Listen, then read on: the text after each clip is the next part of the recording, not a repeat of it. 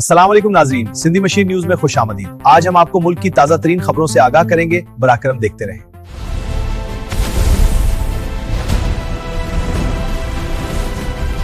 अफगान तालिबान ने पाकिस्तान पर हमला कर दिया, पाकिस्तान का जोरदार जवाब। सैयद नसीर हुसैन शाह ने अरेना हॉल में इराकी एयरलाइन फ्लाई बगदाद और एमसून ट्रैवल इंटरनेशनल फ्लाई बगदाद के ऑफिस के इफ्तिताह किया। ये तकरीब में अल्लामा सैयद शहनशाह हुसैन नकवी, फ्लाई बगदाद और एमसून ट्रैवल इंटरनेशनल के आला अफसारन, चेयरमैन बिलावल भुट्टो जरदारी और फिरियाल तालपुर से सिंध में महकमा तालीम के वजीर सैयद सरदार शाह ने बिलावल हाउस में मुलाकात की। ये किताब आपके लिए है। बहुत शुक्रिया, ये मेरे लिए एजाज है। ये किताब बहुत खास है, मैं इसे जरूर पढ़ूंगी। उमरकोट में कॉलेज रोड पर अदालती हुकाम के तहत घर खाली करने के खिलाफ सोलंगी बरादरी का धरना जारी है।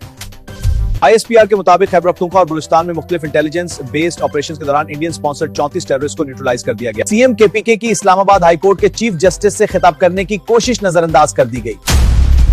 खैरपुर में 15 लाख रुपए इनाम याफ्ता खतरनाक डाकू इमदाद नरेजो खुद पुलिस के सामने पेश। कराची में कुत्ते के काटने की बीमारी से मजीद 2 अफराद जान से हाथ धो बैठे, मरने वालों की टोटल तादाद 6 हो गई है।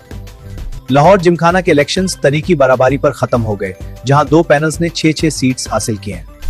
IG सिंध ने खैरा थाना पर हमले का नोटिस ले लिया और 2 जिम्मेदार अफराद फरार हो गए। इमरान खान को शिफा इंटरनेशनल हॉस्पिटल मुंतकिल करने के लिए सुप्रीम कोर्ट ऑफ पाकिस्तान में दरखास्त दाखिल कर दी गई है।